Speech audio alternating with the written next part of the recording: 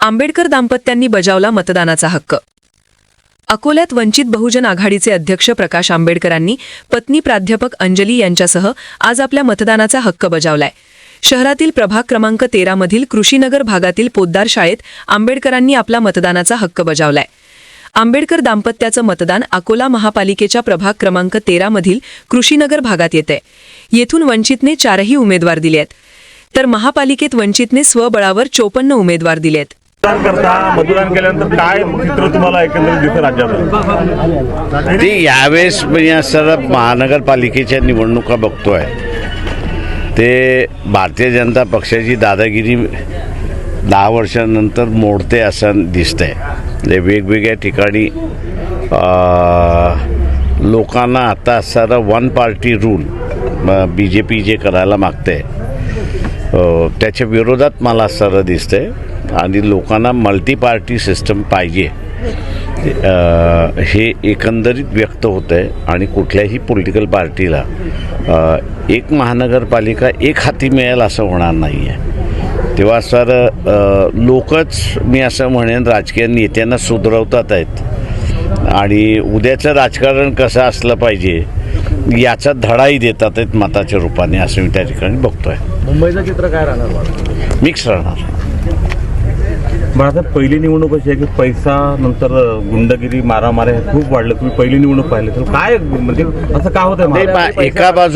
एका बाजूला असणारं पैसा वाटप केला जातो हेही बरोबर आहे आणि दुसऱ्या बाजूला लोकच पैसे वाटप करणाऱ्या उमेदवाराला जे वाटप करतायत त्यांना हाकलतात आहेत असंही चित्र आहे। त्याच्यामुळे मी असणारं ही एक पॉझिटिव्ह साईन म्हणतो की अगोदर जे आहे ते ठीक आहे, काही एरियांमध्येच काही ठिकाणी वाटलं जात होतं। आत्ता जे सरसकट करण्याचा प्रयत्न जो चाललेला आहे त्याच्या विरोधामध्ये लोक आहेत असं एकंदरीत मला दिसतंय। बळी पडणार का लोक वाटले?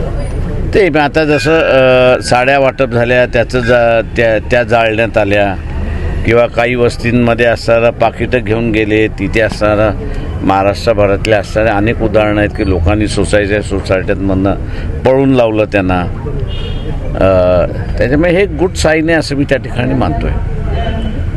काही महाराष्ट्रात राजकीय हस्तक्षेप जास्त वाढला, निवडणुका वेगळ्या वळणावर गेल्या असं वाटतं का तुम्हाला? निवडणुका हा मुळात राजकीय मैदानच आहे, त्याच्यामुळे कुठल्याही स्तरावरची असली तरी ती सत्ता संपादन करणं हे तर कुठेही चालूच राहणार आहे। पण मला असं वाटतं की महानगराची इलेक्शन ही खरी जमिनीवरची लढाई आहे आणि त्यामुळे जमिनीवर उतरून काम करणाऱ्या उमेदवाराला जास्ती प्राधान्य लोक देतील।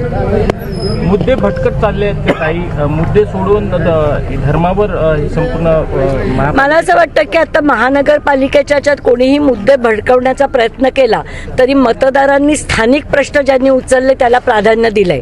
किंवा तुम्ही जरी नेत्यांची भाषणं पाहिली आणि नागरिकांचा प्रतिसाद पाहिला तरी स्थानिक मुद्द्यांना जे नेते मांडतायत ते उचलून धरले जात आहेत असं संपूर्ण महाराष्ट्रभर चित्र दिसतंय।